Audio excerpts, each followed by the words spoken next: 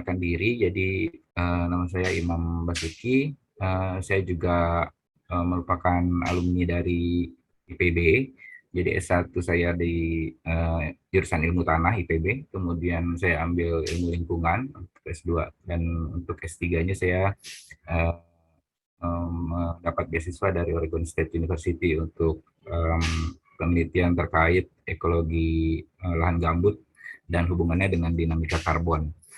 Kemudian selama mungkin hampir 4 tahun terakhir ini saya bekerja di Windrock Internasional sebagai peneliti gambut. Dan banyak memang kajian-kajian yang kami lakukan baik di Siak, di Gambut Siak, itu di Kabupaten Siak, kami bekerja sama dengan Pemda di sana untuk melakukan beberapa studi dan juga kegiatan terkait dengan strategi pembangunan Kabupaten Siak, yaitu Kabupaten Siak Hijau, di mana Pemda Siak ingin melakukan gitu kegiatan pembangunan secara lestari untuk meningkatkan kehidupan masyarakat sekaligus melestarikan lahan gambut yang ada di Siak. Karena sebagai catatan di sini Kabupaten Siak sendiri itu terdiri dari lebih 50% lahannya itu merupakan lahan gambut, sehingga cara dan juga pengelolaan gambut yang dilakukan di kabupaten ini akan sangat menentukan keberlanjutan sumber daya alamnya dan juga peningkatan ekonominya. Mungkin langsung saya masuk ke presentasi saya mohon izin untuk share screen.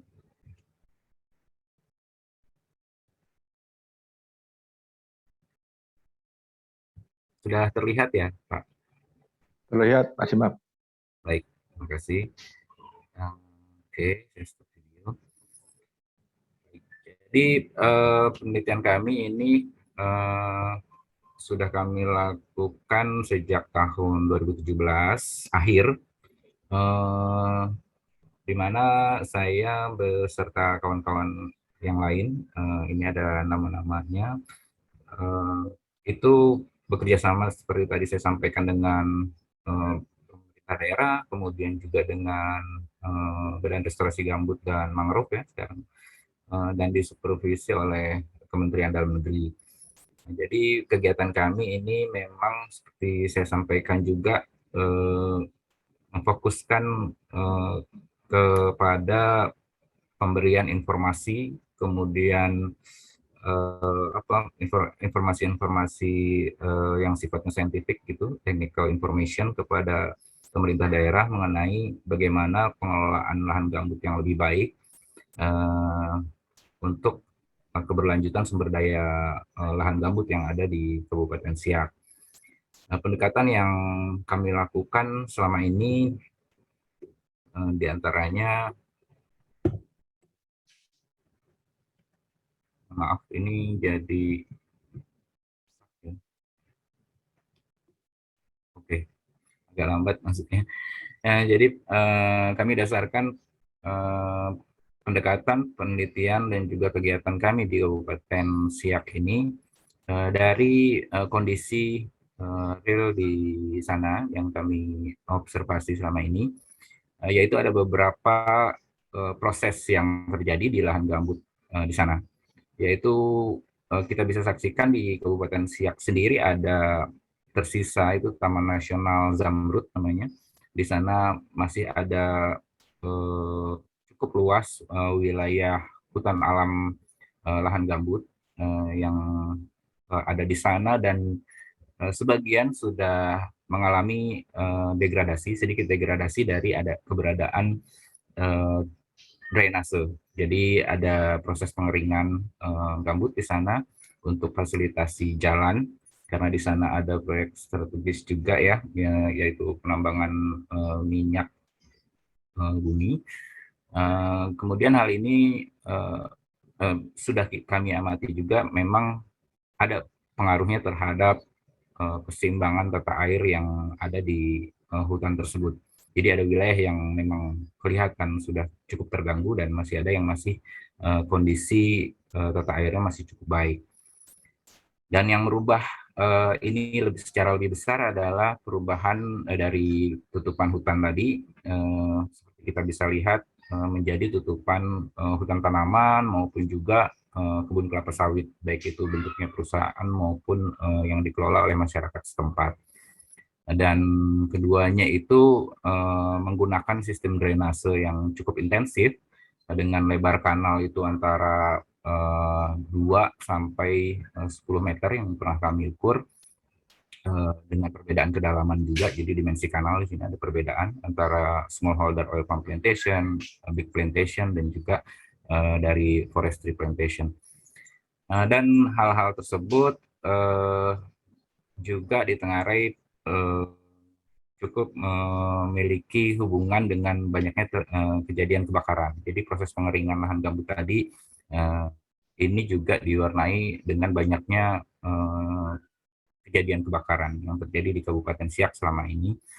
Hal itu menjadi dasar bagi kami untuk bisa membantu Pemda Siak bagaimana pengelolaan gambut yang lebih baik ke depannya berdasarkan fakta-fakta yang bisa kita observasi dan ukur di lapangan. Ini contoh tadi bagaimana kejadian kebakaran ini saya coba tampilkan di seluruh Indonesia yang pernah kami analisis, tapi memang untuk wilayah Kabupaten Siak, kalau ada Bapak Ibu yang belum ke sana, itu ada di wilayah sekitar di Kabupaten di Provinsi Riau, letaknya di sini, sekitar sini. Dan kejadian-kejadian kebakaran itu ya kombinasi antara yang terjadi di hutan lahan mineral dan juga di kawasan gambut. Jadi memang cukup besar ya selama ini dari yang kaji dari tahun 2000 hingga tahun 2020 ini kejadian-kejadian kebakaran baik di lahan mineral dan di lahan gambut. Ini kalau untuk seluruh Indonesia gambarannya, dan saya pikir ini jadi representatif gitu bahwa kondisi kebakaran yang terjadi di Siak juga terjadi di wilayah lain, terutama di lahan gambut ya. Ini kalau yang gambut kejadiannya ini saya dari total sekitar 17 juta hektar yang pernah terbakar selama 20 tahun terakhir gitu kan. Nah, mungkin sekitar 20 sampai 30%-nya itu terjadi di lahan gambut. Tapi itu bukan total luas ya, tapi bisa jadi itu terbakar secara dari tahun ke tahun bisa terbakar kembali gitu. Kemudian kami coba membangun hipotesis, kita ingin mencoba mengetahui bagaimana kejadian degradasi lahan gambut yang dipengaruhi oleh proses deforestasi, perubahan tata guna lahan ya, perubahan tutupan lahan, kemudian dari pengeringan kanal dan juga terjadinya kebakaran. Itu kami coba lihat dari sisi emisi gas rumah kacanya, potensi emisi gas rumah kaca dari kejadian-kejadian tersebut, baik dari pengeringan lahan gambut maupun juga dari perubahan tutupan lahan, dan juga bagaimana resikonya terhadap kejadian banjir di masa depan. Jadi kita akan melihat bagaimana penurunan muka air tanah di lahan gambut, kemudian emisi yang terjadi, dan subsidence yang terjadi di sana. Ini sekilas mengenai riset site kami. Jadi beberapa tutupan lahan yang dominan di Siak dari hutan seperti yang tadi saya sampaikan, kemudian hutan alam, kemudian juga ada banyak semak di sana dan kebun kelapa sawit terutama, dan juga akasia, perkebunan akasia, hutan tanaman industri ya. Dan di sana kami coba pasang banyak deep wells gitu, jadi sumur-sumur pantau yang untuk kami gunakan mengamati perubahan tinggi muka air tanah, dan juga kita pasang subsidence pole.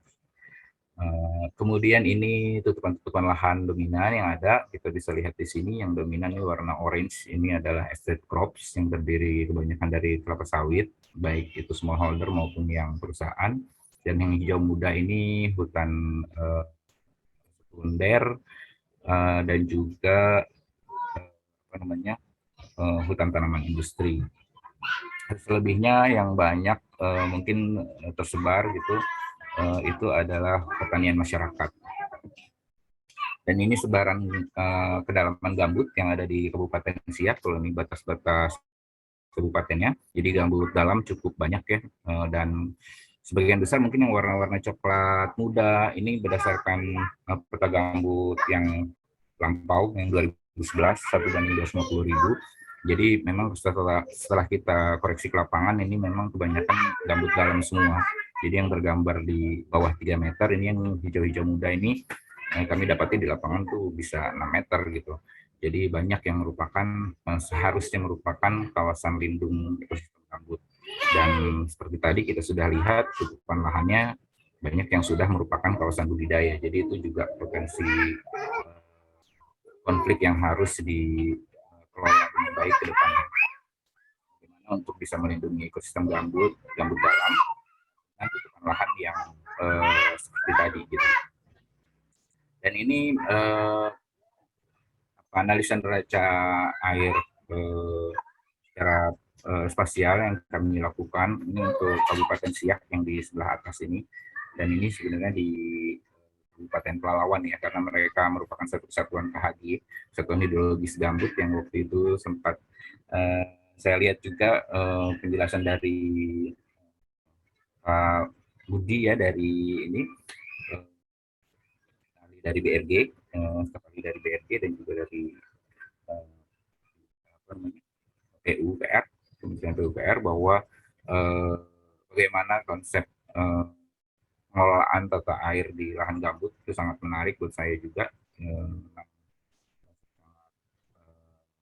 Tertarik dengan isu itu karena sangat terkait dengan banyaknya kejadian kebakaran yang terjadi ini, yang titik-titik merah ini, titik-titik api, burn scar juga, yang tadi sudah saya sampaikan sebelumnya itu burn scar, yang ini titik api di tahun 2015 khususnya. Jadi wilayah-wilayah yang mengalami defisit air ini, terutama sebagian besar di Kabupaten Siak, di wilayah gambut Kabupaten Siak, ini memang mengalami defisit air tahunan dan juga bulanan ya, terutama di musim-musim kemarau gitu.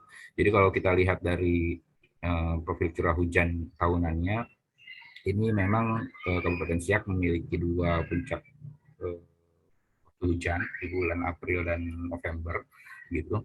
Jadi setiap tahunnya ada variasi curah hujan juga di wilayah ini yang perlu nanti dijadikan konsiderasi juga dalam pengelolaan airnya. Sehingga dari semua itu kita coba skemakan gitu, bagaimana kita bisa membuat suatu aksi restorasi gambut berdasarkan kondisi degradasi yang terjadi selama ini. Jadi kita mau coba, kalau di sini saya bahasakan refleksikan gitu ke dalam satu riset aksi gitu, mengenai masalah pengeringan dan kebakaran gambut di Siak. Nah, dari refleksi ini kita tidak hanya mencoba meyakinkan masyarakat, kemudian pemerintah daerah juga mengenai masalah yang terjadi di sana, karena ini satu hal yang sulit ya, masalah keyakinan orang mengenai suatu masalah gitu. Kita coba tunjukkan fakta-faktanya, bagaimana degradasi lahan gambut yang terjadi dan hubungannya dengan berbagai potensi bencana yang bisa terjadi di kemudian hari gitu. Kemudian berdasarkan itu kita coba lakukan perencanaan bagaimana aksi restorasi yang bisa kita lakukan, misalnya penanaman jenis-jenis tumbuhan lahan basah, kemudian juga pembuatan sekat-sekat kanal untuk mengurangi laju kehilangan air dari lahan gambut itu. Nah, dari situ kita akan coba buat kegiatan bersama dengan masyarakat untuk pembangunan sekat-sekat kanal dan juga pelaksanaan polikultur di Kabupaten Siak. Dan juga kita coba melakukan pemantauan. Jadi kalau yang hal-hal di sebelumnya ini sudah dilakukan, kita coba melakukan pemantauan dan bisa melihat bagaimana dampak yang atau perbaikan yang bisa kita dapatkan dengan aksi-aksi restorasi tersebut sebagai bukti nyata dari hasil kegiatan kita untuk memperbaiki kondisi lahan gambut tersebut. Dan dari situ kita akan coba refleksikan kembali apa langkah selanjutnya yang bisa dilakukan. Ini beberapa metode yang kami lakukan, termasuk pembangunan sumur pantau, kemudian subsidence pole yang kita banyak pasang di wilayah studi untuk kita pantau dari waktu ke waktu bagaimana variasi yang terjadi dari tinggi muka air tanah, subsidence rate, debit kanal, dan lain sebagainya yang terkait dengan tata kelola air di lahan gambut. Dan ini beberapa dan ini contoh bagaimana kami mengukur secara manual dari waktu ke waktu. Jadi untuk pengukuran TMA-nya kita lakukan secara manual dari sumur-sumur pantau yang kita pasang. Kemudian dari hasil analisisnya kita coba lihat hubungannya dengan emisi gas rumah kaca, dalam hal ini carbon loss yang terjadi dari proses penurunan permukaan air tanah di lahan gambut. Itu ada beberapa model yang sudah dikembangkan, salah satunya yang kami gunakan dari Hoyer, dan juga saat ini juga tersedia dari beberapa model ya. Carlson juga tahun 2015 sudah mengembangkan. Kemudian yang terakhir itu penelitian dari RAPP sendiri juga yang sudah dipublikasikan terakhir tahun 2019. Itu bisa kita gunakan untuk mengestimasi emisi akibat proses penurunan tinggi muka air tanah. Dan ini bagaimana kita coba melakukan pengukuran debit kanal. Kita gunakan metode pelampung yang sederhana dan kita coba lakukan langsung di lapangan untuk mengukur debit kanal pada saat kita juga mengukur tinggi muka air tanah yang terjadi. Kita juga ini skema dari pemasangan subsidence pole yang kita pasang hingga menembus lapisan mineral. Jadi dari waktu ke waktu kita bisa mengukur perubahan tinggi subsidence pole ini relatif terhadap permukaan tanah, sehingga kita tahu kecepatan dari penurunan permukaan lahan gambut di lokasi tersebut. Jadi kita sebarkan ini untuk mewakili berbagai tutupan lahan yang ada di Kabupaten Siak, sehingga kita dapat gambaran yang cukup representatif ya. Ini lebih detailnya mengenai pemasangan subsidence pole. Jadi dari satu subsidence pole itu kita ukur beberapa titik pengukuran sehingga kita coba meningkatkan akurasi pengukurannya, hasil pengukurannya. Hasil yang bisa saya sampaikan di sini mengenai groundwater table yang terjadi dari waktu ke waktu. Ini yang saya sampaikan dari tahun 2017 hingga 2019 ya. Kami masih terus melakukan sampai sekarang. Jadi kira-kira kejadiannya seperti ini. Jadi di musim kering tahun 2018 hingga di 2019 masuk tahun, saya pikir tahun kering ya. Dan di sini memang di beberapa tutupan lahan ini bisa kita lihat ada tutupan lahan dari belukar di sini yang diwakili oleh garis lurus ini, kemudian dari kelapa sawit dan dari akasia. Semuanya menunjukkan memang TMA yang cukup rendah untuk TMA tahunannya ya. Seperti pernah disampaikan oleh Pak Budi dulu bahwa berdasarkan peraturan pemerintah sebenarnya batas dari kondisi gambut yang rusak itu di 40 cm di bawah permukaan, sehingga secara umum memang kondisi lahan gambut di wilayah-wilayah yang sudah dibuka di Kabupaten Siak dirubah penggunaannya dari hutan itu sudah degraded, sudah rusak dan memang harus dilakukan restorasi. Ini tinggi muka air rata-rata dari hutan di Taman Nasional Zamrud. Jadi di sana kita ukur rata-rata TMA tahunannya sekitar 13 cm. Nah, sekitar 13 cm dari permukaan tanah. Memang pada saat musim kemarau dia bisa turun sampai 60 cm, 70 cm gitu. Tapi ada waktunya dia memang banjir gitu. Jadi terbanjir sehingga di rata-rata hanya 13 cm. Dan ini yang jadi pembeda sangat jelas dibandingkan dengan wilayah-wilayah yang sudah degraded. Di wilayah yang degraded memang tidak pernah terjadi kebanjiran lagi, kecuali memang di wilayah-wilayah depresi. Jadi, tapi kalau dari pengamatan kami ini sebagian besar sudah di bawah 40 cm rata-rata. Dan ini estimasi emisi gas rumah kaca dari gambut berdasarkan model yang kita gunakan dengan data tinggi muka air tanah. Jadi kita lihat memang hutan yang paling bawah ini kita lihat paling kecil emisi gas rumah kaca dari gambutnya atau decomposition rate-nya. Ini mungkin hanya sekitar 1/5 atau 1/6 dari tutupan-tutupan lahan lainnya. Di sini kita lihat dari akasia, kelapa sawit, kemudian dari eh, apa, pertanian masyarakat. Di sana nanas banyak dikembangkan oleh masyarakat. Sehingga itu juga jadi salah satu ini kami, titik pengamatan kami, dan juga dari Belukar. Itu dari sisi emisi gas rumah kaca, kita coba ini modelkan secara spasial. Yang paling besar itu dari ini HTI akasia ini. Kemudian yang biru-biru ini wilayah hutan di sekitar Taman Nasional Zamrud. Ini taman Zamrud, danau Zamrudnya. Kemudian ini ada danau juga di dekatnya, danau atas. Dan ini masih ada hutan alam yang memiliki emisi sangat rendah. Di sini diasumsikan 0. Dan untuk debit kanal yang kami ukur selama ini dari berbagai ukuran dimensi kanal, itu rata-ratanya sekitar 26 liter per detik, cukup kecil. Tapi selisih antara kanal kecil dengan yang paling besar itu memang cukup besar perbedaan debitnya. Sehingga kita dari data debit kanal, nah ini juga jadi salah satu concern kami bahwa data debit kanal ini jarang dipublikasikan gitu, jarang tersedia, sehingga data-data yang kami kumpulkan mudah-mudahan nanti bisa membantu proses analisis raca air ya. Seperti juga disampaikan cukup panjang lebar waktu itu oleh Pak Budi gitu, bagaimana di gambut ombrogen terutama seperti yang ada di Siak ini itu, dan di topogen juga sebenarnya juga berpengaruh ya dari runoff permukaan. Jadi limpasan air permukaan yang keluar dari lahan gambut ini datanya perlu diketahui untuk tahu bagaimana neraca air yang terjadi.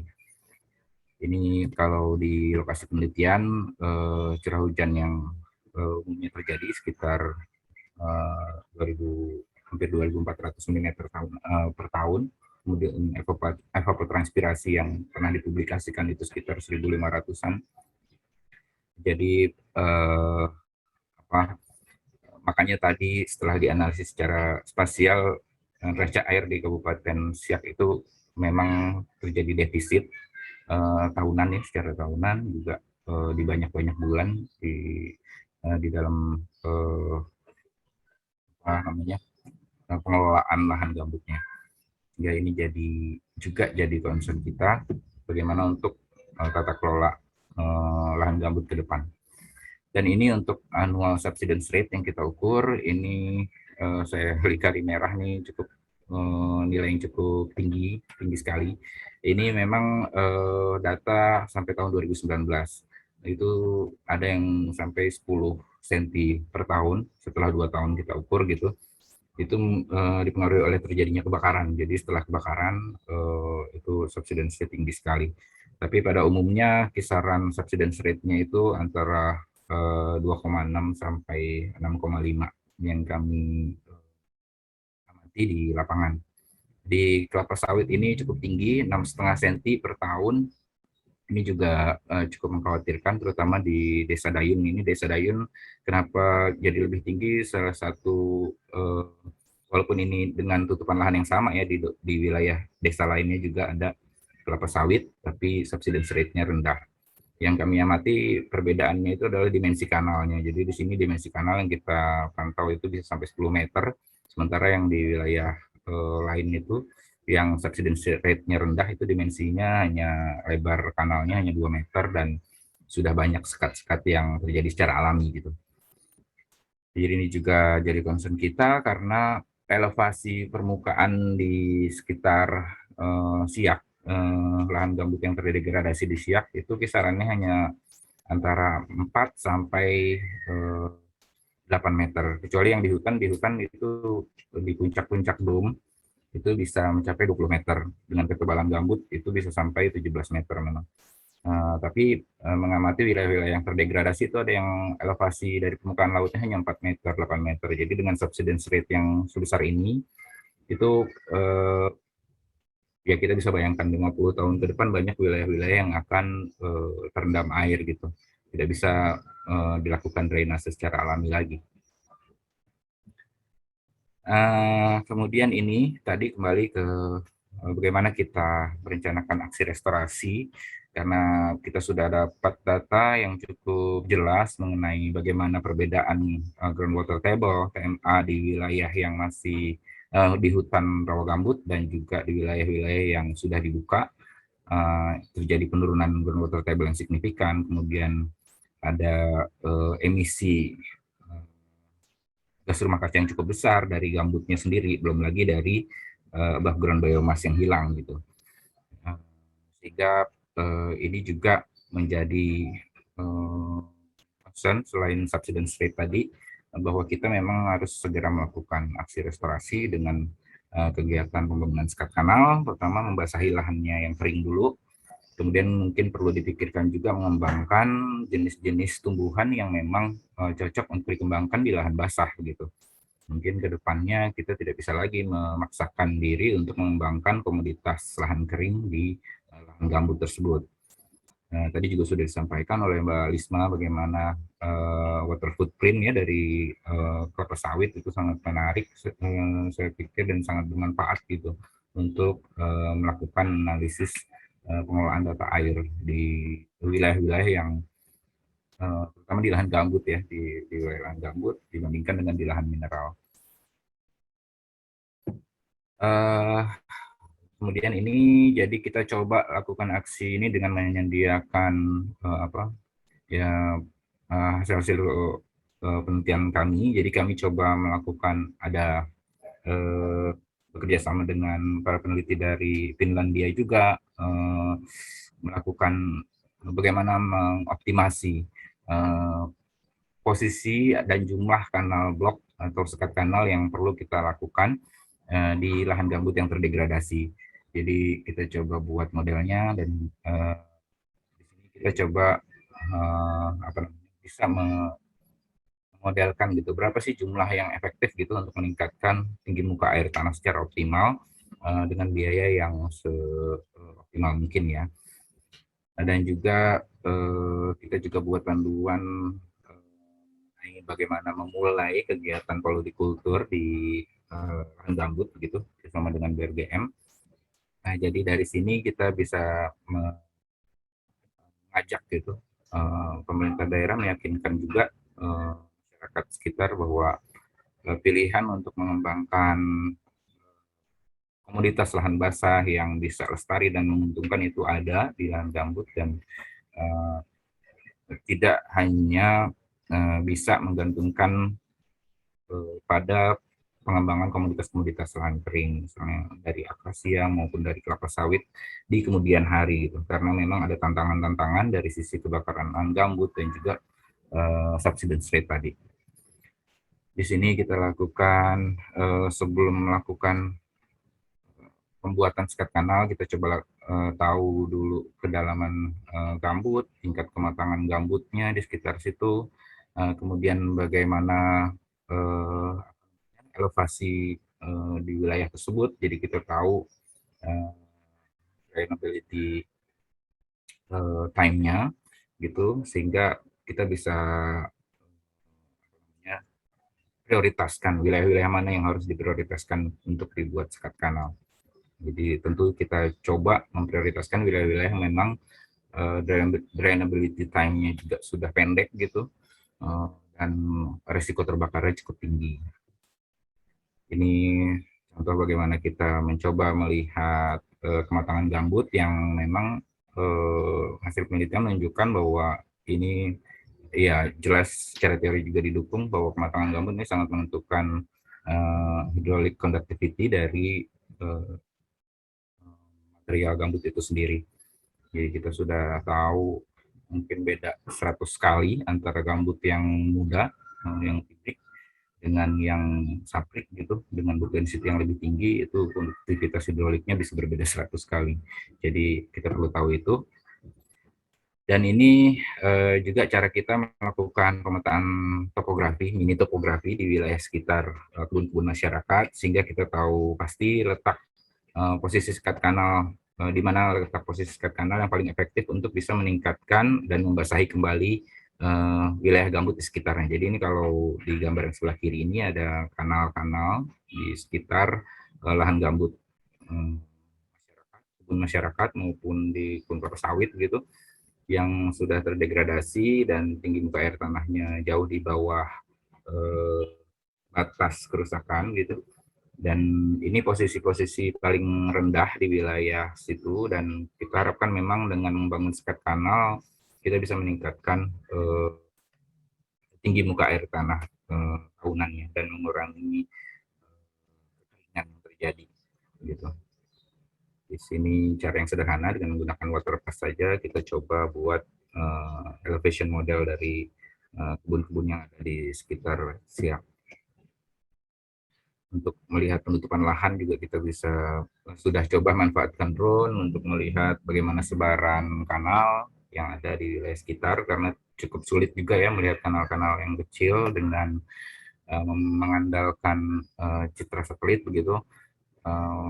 Walaupun sudah dicoba dengan penggunaan misalnya melalui lidar gitu, tapi kita coba lihat cara-cara yang lebih sederhana dan lebih efektif gitu untuk memetakan kanal-kanal dari drainase sistem yang ada. Nah, kemudian berdasarkan itu semua kita coba lihat secara neraca air, bagaimana kondisi neraca air di situ. Seperti tadi juga sudah saya sampaikan, defisit yang terjadi, harapan tinggi muka air tanah yang bisa kita tingkatkan, berapa besar gitu, itu perlu kita pantau. Nah, itu tidak bisa kita ketahui dengan apa namanya, coba berasumsi gitu, karena memang variabel yang ada itu cukup banyak dalam neraca air, termasuk curah hujan terutama yang paling bervariasi dari tahun ke tahun, dan juga kondisi drainase sistemnya. Nah, di sini beberapa sekat kanal yang sudah kita bangun dengan sekat kanal sederhana maupun yang semi permanen maupun yang permanen. Kita coba kurangi kecepatan air yang melintas. Ini sempat divideokan, ini yang salah satu kanal yang dibuat di Siak.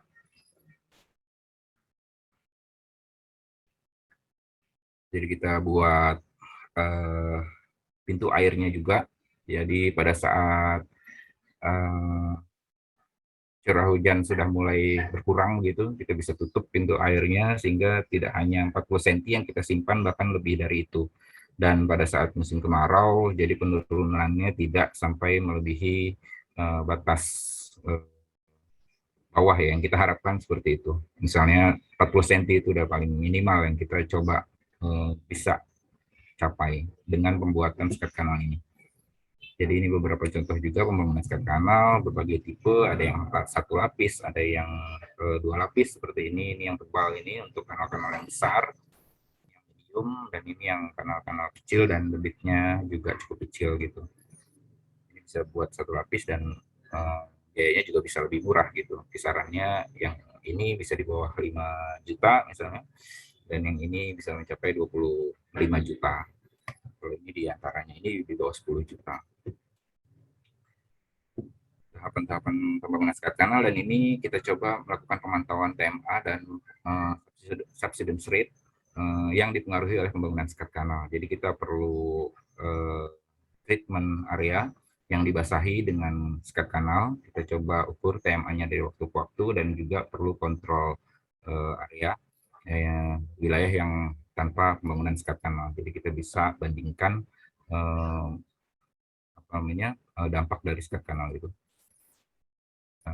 Ini yang tadi juga pembangunan sumber pantau dan subsidence pole, dan ini contoh yang kita amati dari tahun 2018 sampai awal 2019 sampai akhir 2019 ini.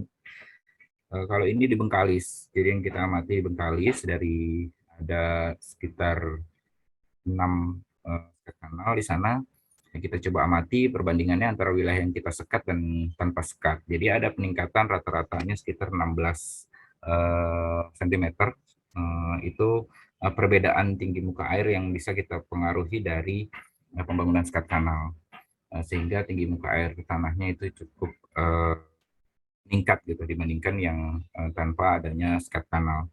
Dan ya kami juga menemukan bahwa ini memang akan sangat dipengaruhi oleh curah hujan yang terjadi di tahun itu gitu. Jadi pada saat curah hujan cukup tinggi, dia bisa maksimal peningkatan tinggi muka air tanahnya akibat sekat kanal. Tapi pada saat kondisi kering, ya mungkin pengaruhnya akan lebih sedikit lagi.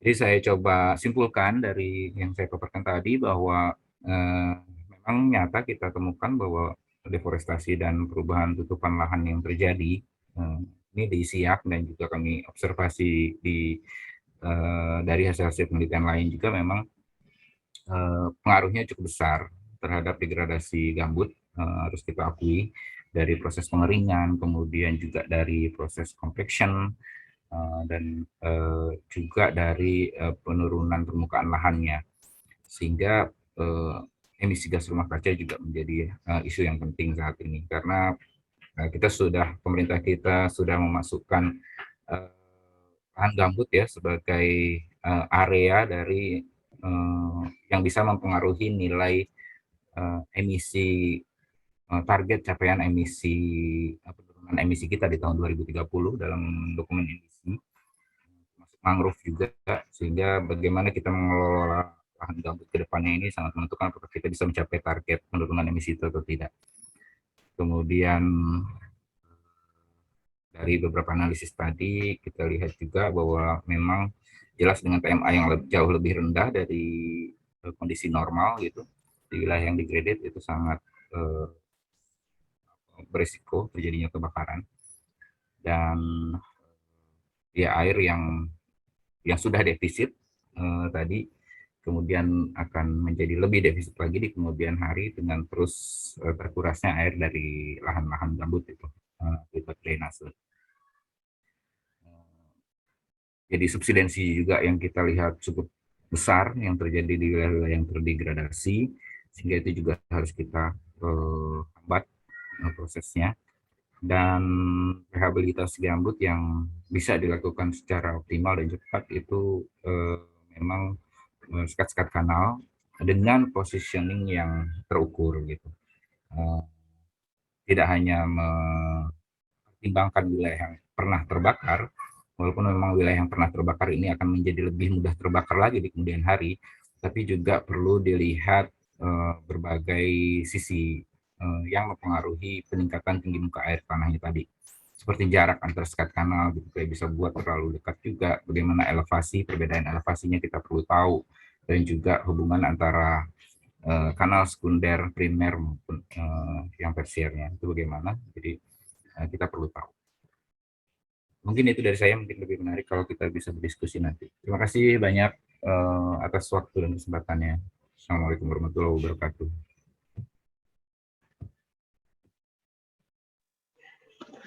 Waalaikumsalam warahmatullahi wabarakatuh. Waalaikumsalam warahmatullahi wabarakatuh. Ya, terima kasih atas presentasinya yang mengenai gambut ya, Pak Imam ya, sangat menarik sekali ya.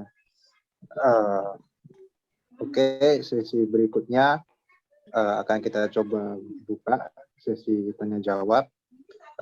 Silakan jika ada peserta yang menanyakan, silakan langsung tanyakan kepada narasumber kita.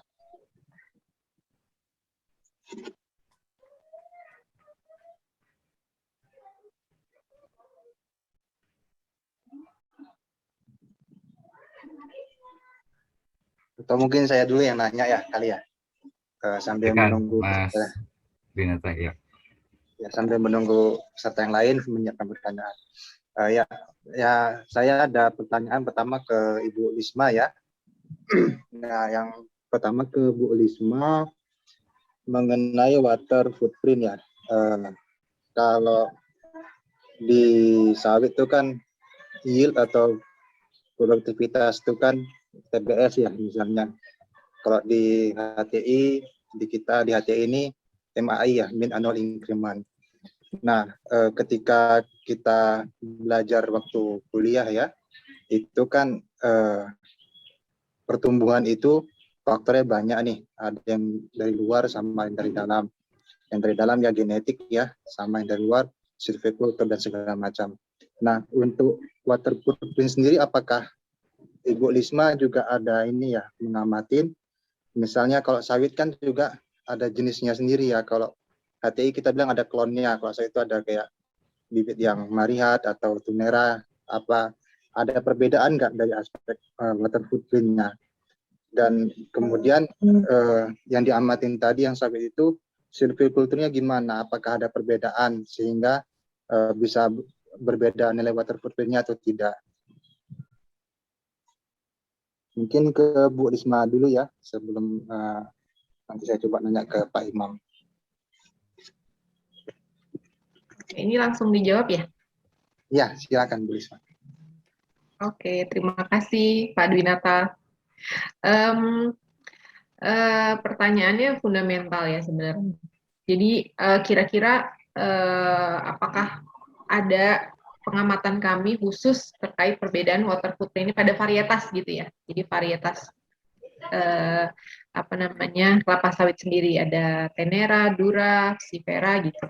Nah, untuk sejauh ini kami belum sampai kepada perbedaan varietas. Jadi kami tidak melihat itu dalam variabel pengamatan water footprint ini. Jadi hanya tanamannya di jenis tanah apa, kemudian usianya berapa, nanti di situ terlihat yields-nya berapa.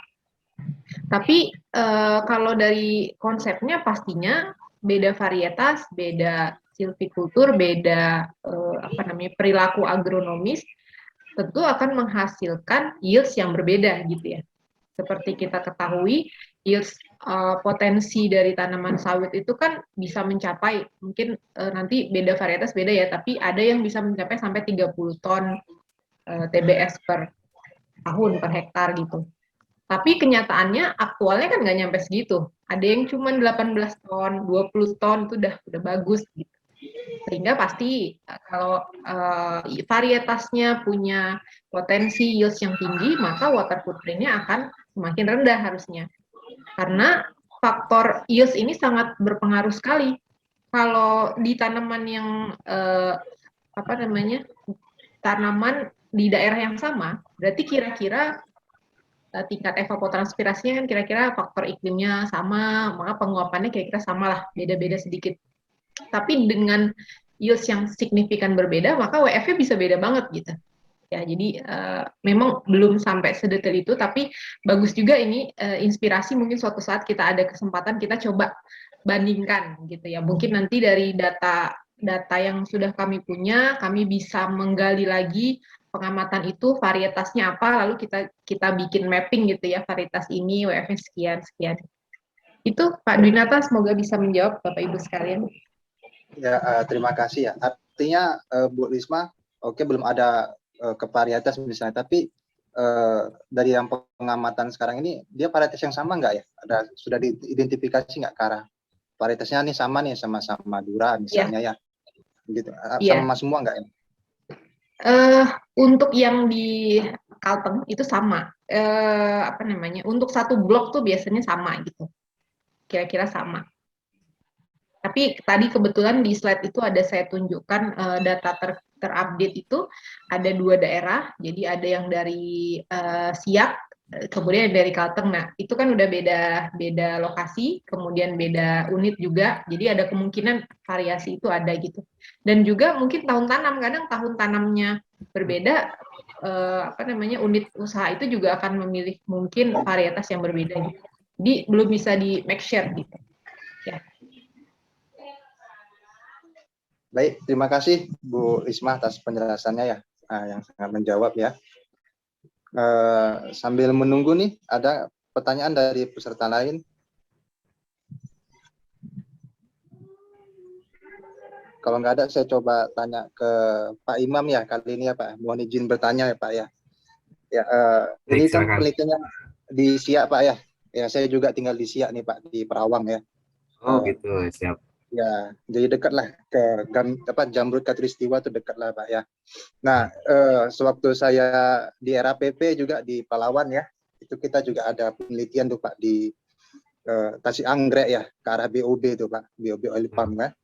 Nah, ada mungkin pertanyaan nih Pak, karena kita juga ada juga mengamati nih, tapi fokusnya di HTI nih Pak ya. Misalnya aspek yang tadi saya lihat itu water table, pertama water table nih Pak ya. Grafik water table-nya itu di Flores itu bisa kami bilang tuh bagus ya gitu Pak ya. Karena saya juga ngamatin waktu di Pelalawan Pak ya, waktu di RAPP itu ketika di tahun 2017 ya, 16 ya, kebakaran besar itu Pak ya, sampai di BOB pun kebakaran itu jatuh Pak di hutan forest pun di hutan pun dia sampai 1 meteran itu Pak, sampai 1 meteran kita bandingin di akasia lebih rendah lagi, di BOB kita juga amatin.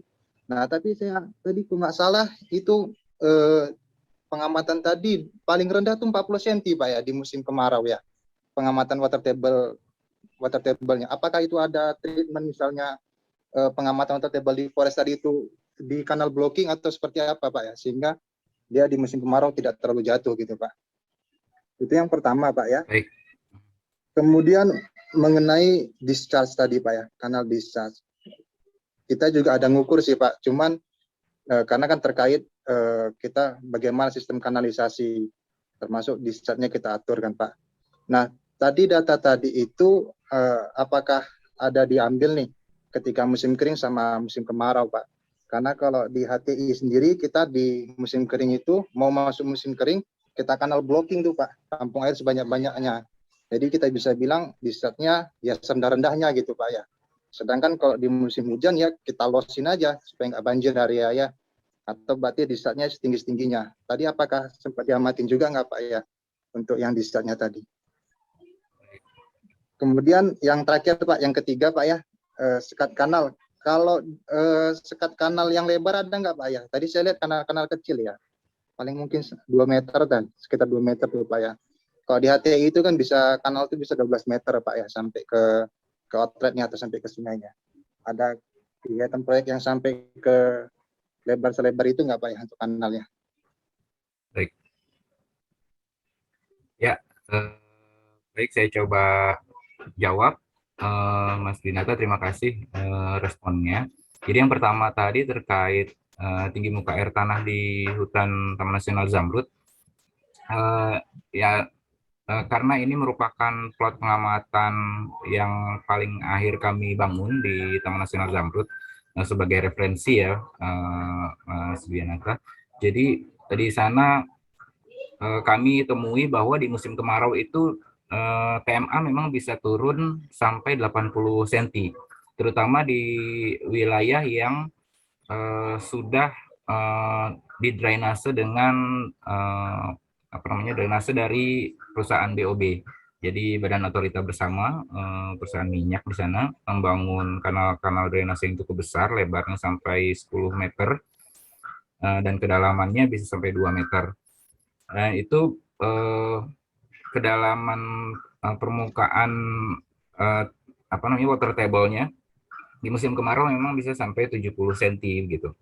Hanya walaupun begitu di musim hujan yang kita amati dia bisa tergenang juga. Jadi ada saat mungkin di bulan yang pernah kita amati di bulan November sampai Desember gitu, itu dia tergenang sekitar tidak jauh, sekitar 5 cm, 10 cm di atas permukaan tanah. Jadi ada variasi itu setelah dirata-ratakan dengan wilayah yang masih cukup normal dalam tanda kutip ya, karena wilayah yang cukup normal ini kita representasikan dengan transek. Jadi kita buat 3 transek di Taman Nasional Zamrud itu. Jadi transek yang melintasi wilayah yang sudah dipengaruhi oleh kanal drainase yang 10 meter tadi, dan wilayah transek yang langsung berhubungan dengan Danau Zamrud. Jadi dia belum dipengaruhi oleh drainase buatan, jadi semua airnya lari ke Danau Zamrud dan kemudian ke Sungai Rawa.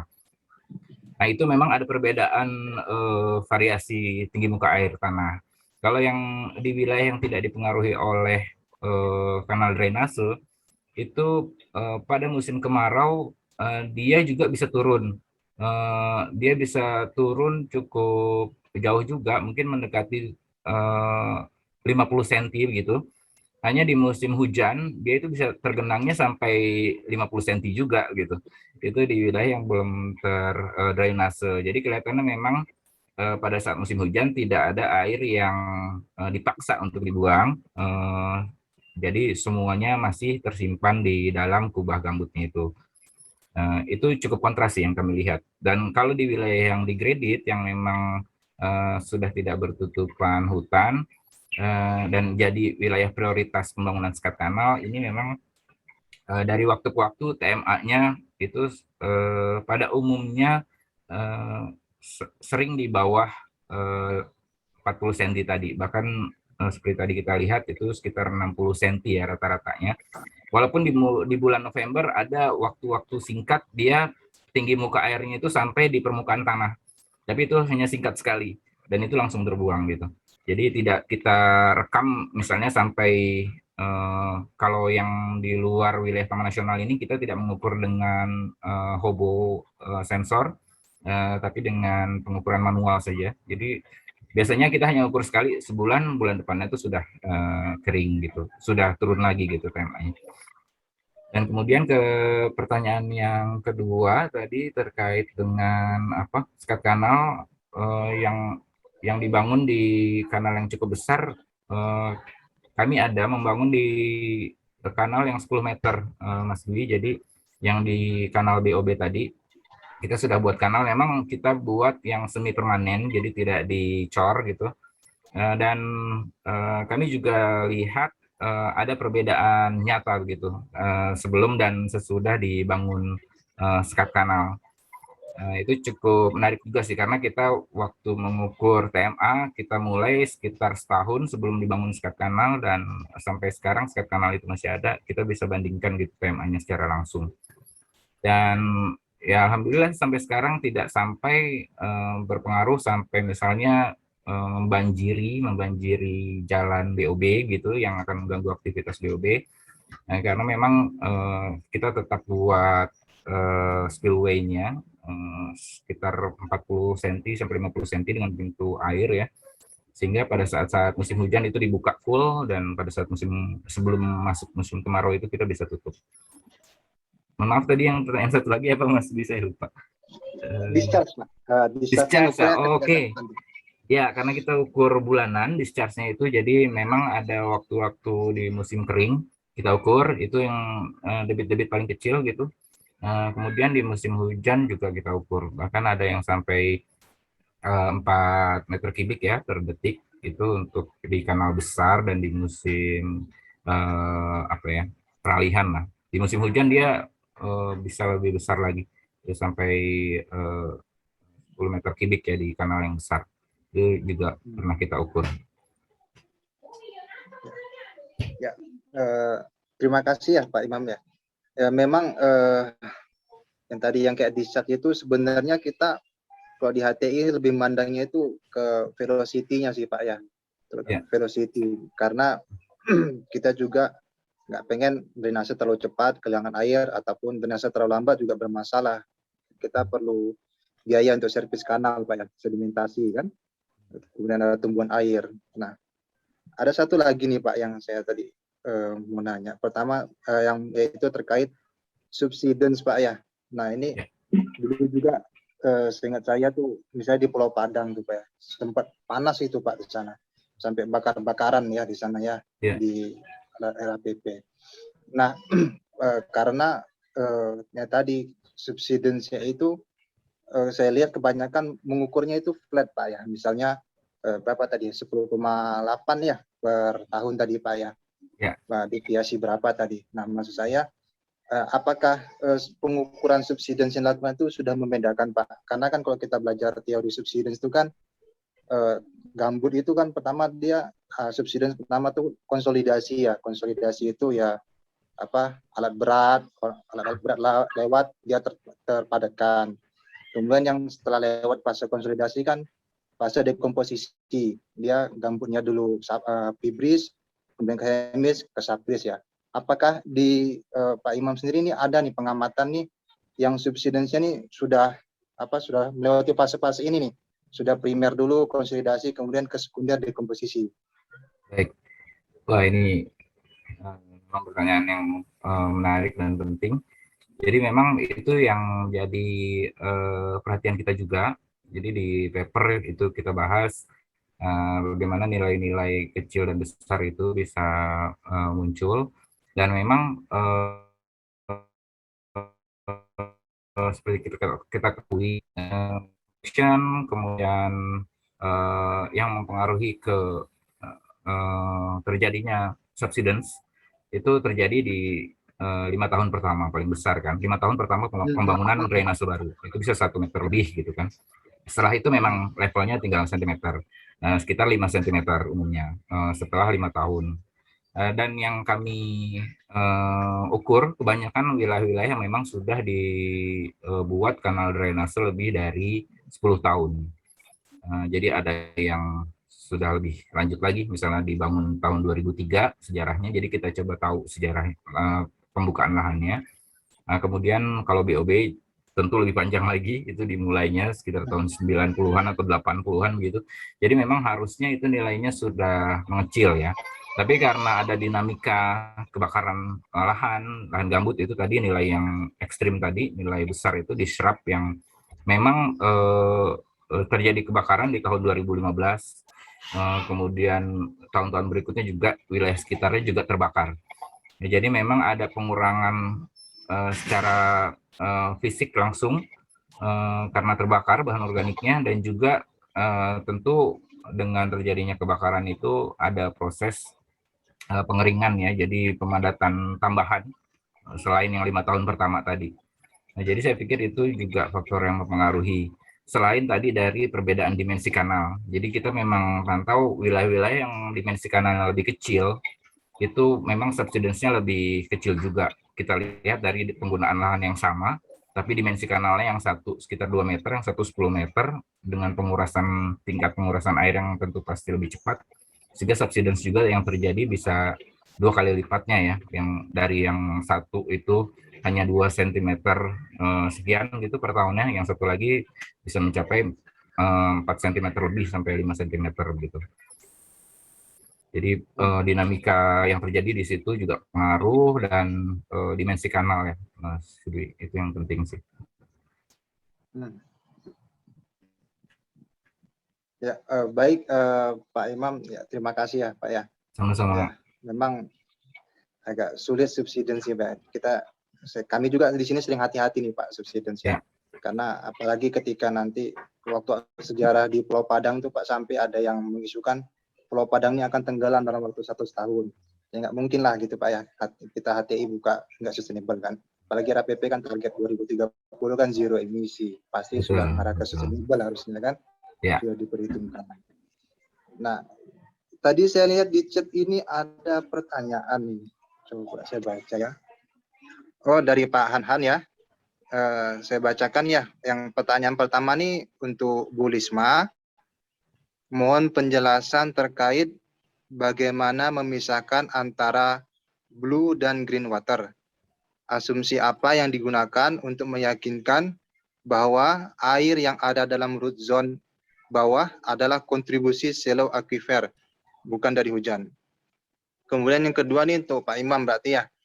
Saat ini sepertinya irigasi tidak diperlukan untuk kedua penyaji ini, pertanyaan kedua nih. Yeah. Berarti untuk Pak Imam dan Bu Lisma, saat ini sepertinya irigasi tidak diperlukan untuk lahan sawit dan sebagainya.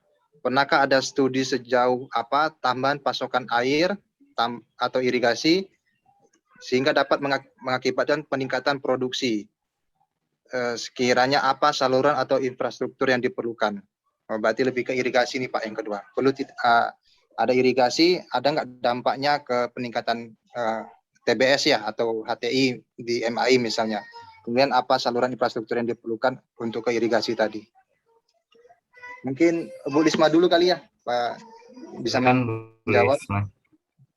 Ya, Terima kasih kesempatannya. Terima kasih pertanyaannya Pak Hanhan, sangat menarik sekali.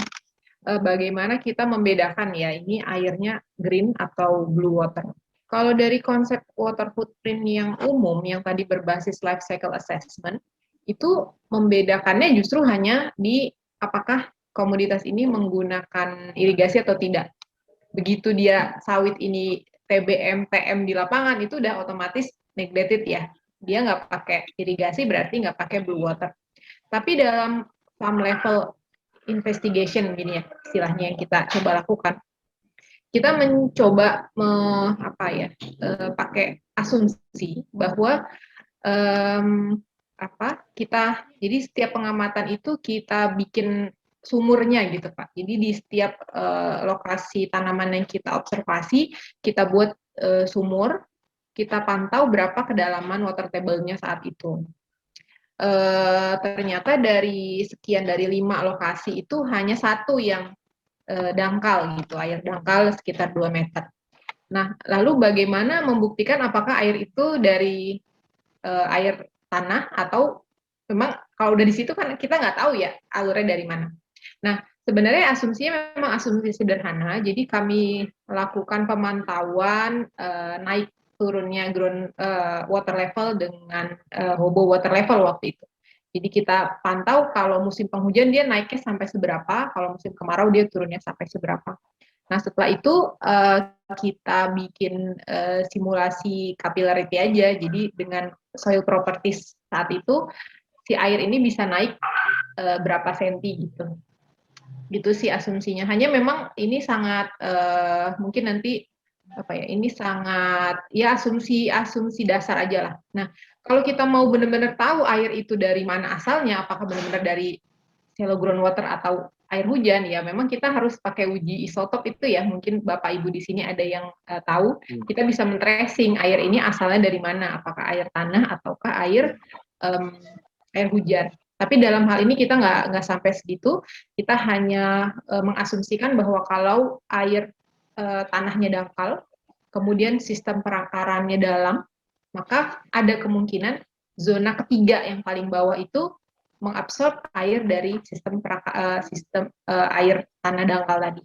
Makanya kita hanya asumsi, oke, semua air yang kira-kira terkontribusi dari zona perakaran yang paling bawah itu dari air tanah.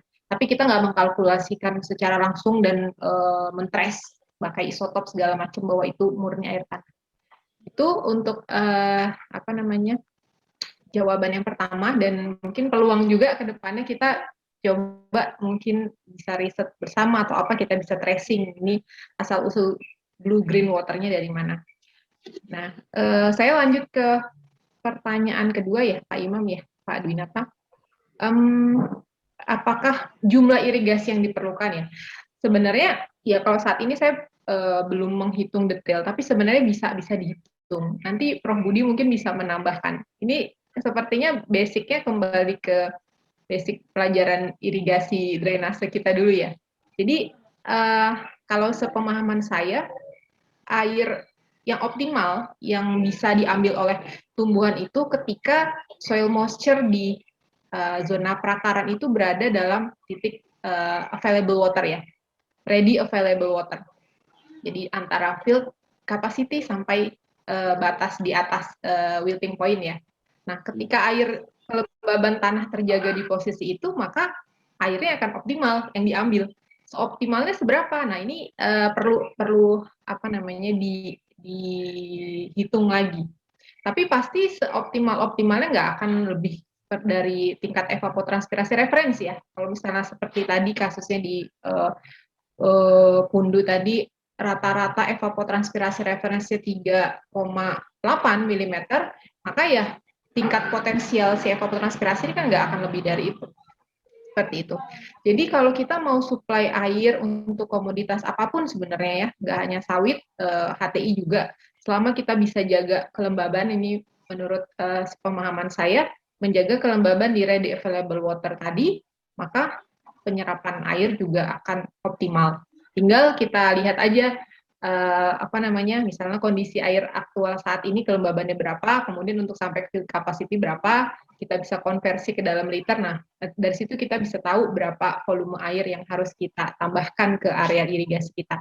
Pastinya implementasi IoT di sini sangat penting ya, karena kalau kita pakai irigasi biasa, akan banyak sekali ada loss ya dari sumber sampai ke titik penyiramannya.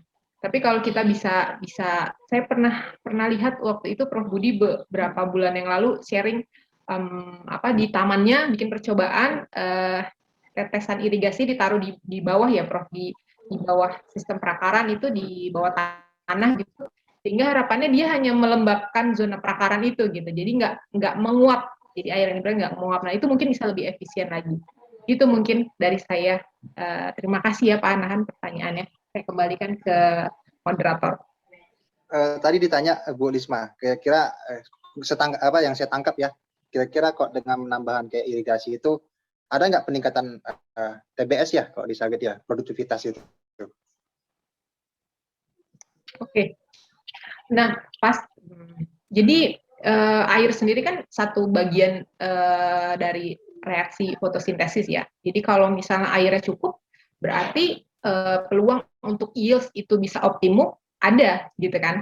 Tapi selain air kan ada faktor lain ya, seperti pemupukan, kemudian cuaca, kemudian faktor lain lah ya, faktor agronomi lain. Jadi ketika kita memenuhi komponen air, berarti kita sudah meyakinkan satu komponen itu terpenuhi, maka kita harus yakinkan komponen lain gitu. Jadi kalau semuanya terpenuhi ya, saya yakin mungkin yang tadi gap antara aktual yield dengan potensial itu bisa sampai gitu. Itu. Oke. Saya lihat cek tadi Pak Askari ini ada chat ya. Kalau misalnya Pak Anhan ini butuh detail sawit, kayaknya beliau Pak Askari bisa bantu ya Pak Anhan ya. Atau mungkin Pak Anhan ada yang ingin ditambahkan ke Bu Lismanya sebelum kita ke Pak Imam? Oh iya, makasih jawabannya Ibu. Saya juga masih belajar terkait ini yang green water gitu, jadi tertarik juga. Selama ini kan nggak ada irigasi ya gitu. Cuma ya pendekatannya ya mungkin harus verifikasi lapangan lagi ya, verifikasi ya tadi kalau mau dengan isotop dan lainnya. Mas, terima kasih jawabannya. Terus satu mungkin dari yang tadi terkait ini ya, terkait irigasi.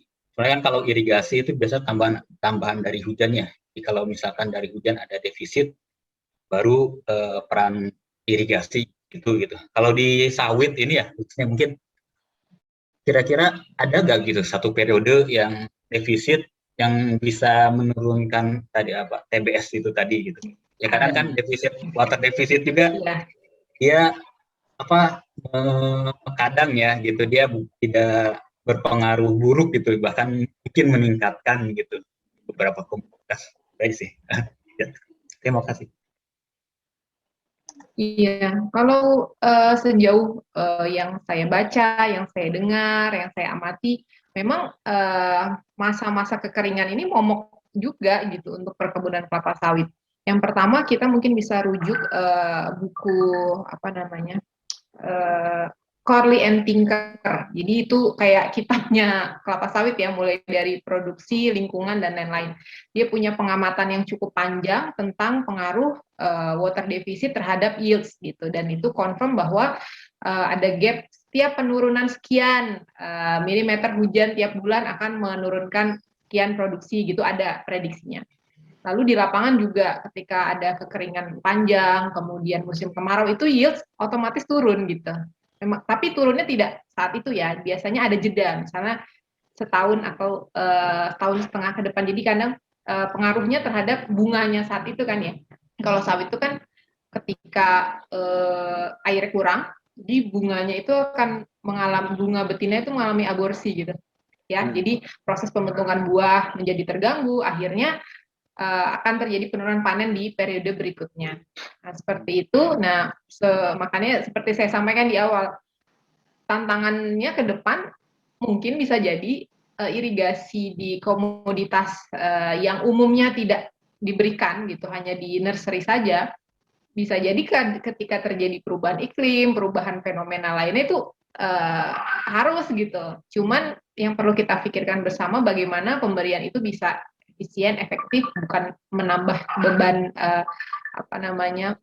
defisit water balance kita di bumi ini gitu. Ya, itu aja mungkin dari saya, Pak Hanhan. Terima kasih.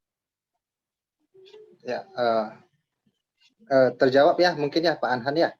Terjawab. Ya. Kalau yang kami yang awam di sini juga Pak Anhan, sawit sini ya, kan di sini banyak sawit ya kalau Riau ya. Itu ngaruh memang. Kita bilangnya bahasanya itu trek itu. Oh, sawitnya trek. Nah, pasti itu buahnya turun tuh Pak. Ya imbasnya nanti biasanya kalau ketika buah turun tuh harga TBS-nya naik gitu. Kayak sekarang kan lagi naik kan. Memang sekarang kan lagi kering-keringnya nih. Pasti ada pengaruhnya gitu Pak ketika trek tadi dengan produktivitas tadi. Kemudian berarti ini ke Pak Basuki juga ya, Pak Hanhan ya, ke Pak Imam juga ya, pertanyaan nomor 2 tadi ya. Silakan Pak Imam, mungkin bisa menjawab. Baik, saya pikir tadi sudah terjawab dengan baik ya pertanyaannya. Saya hanya menanggapi untuk khusus di lahan gambut. Jadi saya juga pernah melakukan studi mengenai projection pengembangan lahan sawit di Indonesia itu sampai tahun 2045. Nah, itu bersama dengan Pak Taufik dari IPB juga, beliau juga dari IPB, Pak Yudi. Jadi kita lihat memang pengembangan kelapa sawit di Indonesia ini masih potensial dan dimungkinkan gitu dengan luas lahan sawit yang sekitar 16 juta hektar ini quote and quote ya, ada beberapa versi. Tapi sampai 2045 itu masih dimungkinkan tanpa pengembangan lahan gambut untuk kelapa sawit.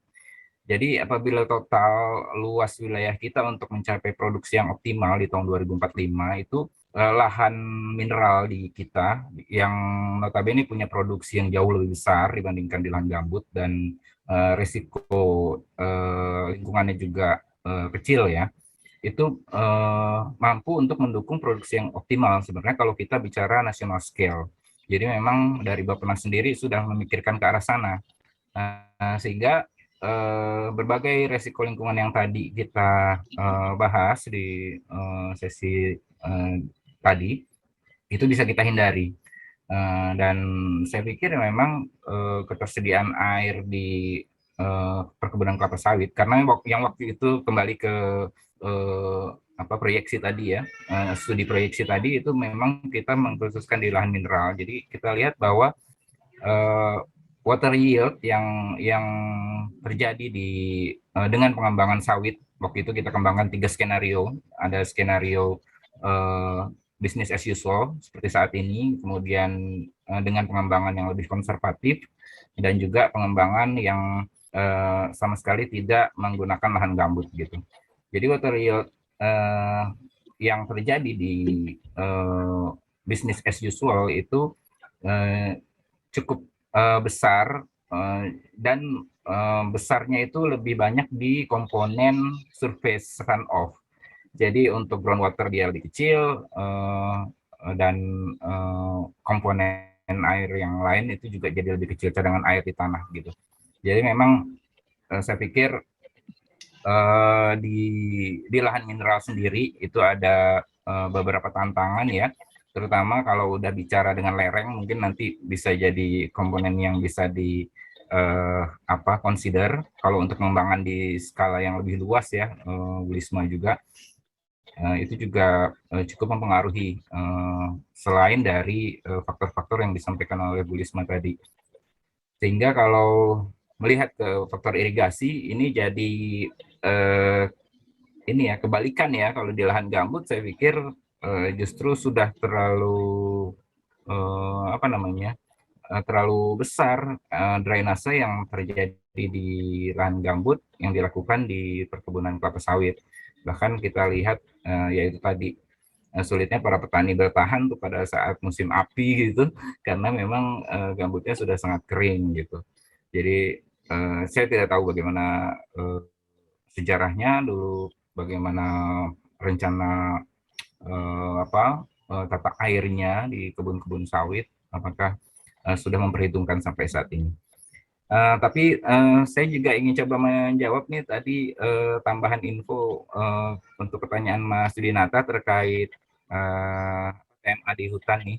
Saya izin share untuk data TMA di hutan ya, Mas Di, sebentar. Jadi ini saya coba tunjukkan perbandingan antara TMA di wilayah hutan ini yang tadi, jadi bervariasi. Jadi ini yang di atas ini garis tengahnya ini permukaan lahan. Jadi TMA yang di hutan alami yang belum terdampak dari adanya kanal di wilayah tadi, itu sepanjang tahun ya, ini kami ukur dari Februari 2020 sampai sekarang, sebenarnya ini saya munculkan sampai April, itu selalu tergenang nih di satu wilayah yang memang bukan di tepi danau ya. Ini pasangannya sebenarnya yang biru tua ini. Jadi yang kalau di tepi danau, di wilayah yang dekat tepi danau, dia ada waktu musim kemarau itu sampai 80 cm, bahkan ini lebih. Kemudian naik secara drastis gitu mengikuti pola curah hujannya. Ini mohon maaf ini nggak saya tampilkan curah hujannya. Kemudian dia tergenang, sampai sekarang masih tergenang, terakhir saya download data di sana. Nah ini wilayah yang lainnya, ini wilayah yang sudah dipengaruhi oleh kanal yang 10 meter tadi. Nah, kanal 10 meter. Jadi memang kelihatan TMA-nya sudah berubah, tapi tidak sejauh yang ini. Yang sebelah kiri ini wilayah yang digradit dan sudah kita coba kembangkan Demplot Paludi Kultur, percobaan kita gitu selama setahun. Itu kita buat sekat kanal. Jadi setelah kita pasang sekat kanal di sini, di tengah-tengah ini, maka TMA-nya juga berubah. Jadi sudah lebih sering dia mendekati permukaan tanah titik nol ini, dan lebih responsif terhadap peningkatan curah hujan gitu.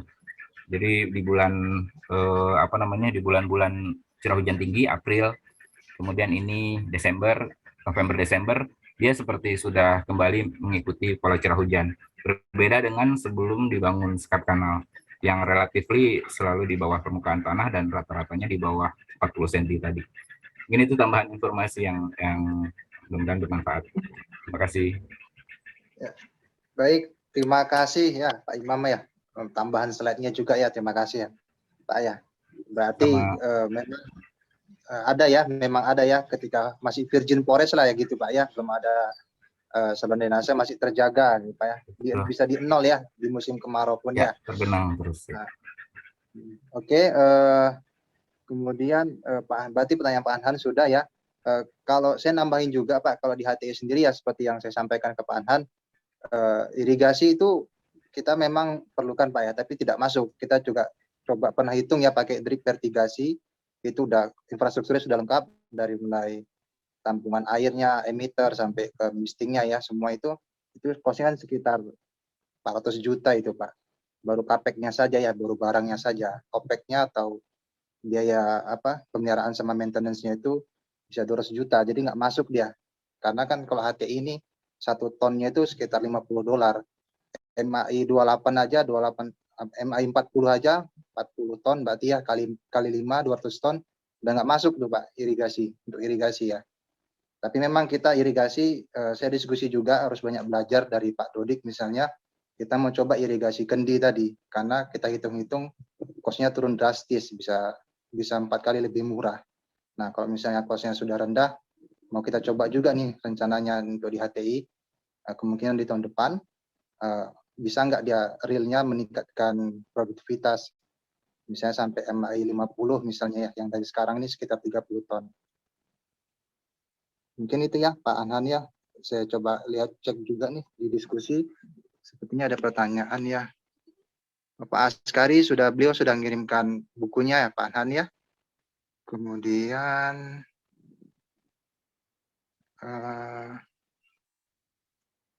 sepertinya di chat sudah tidak ada lagi.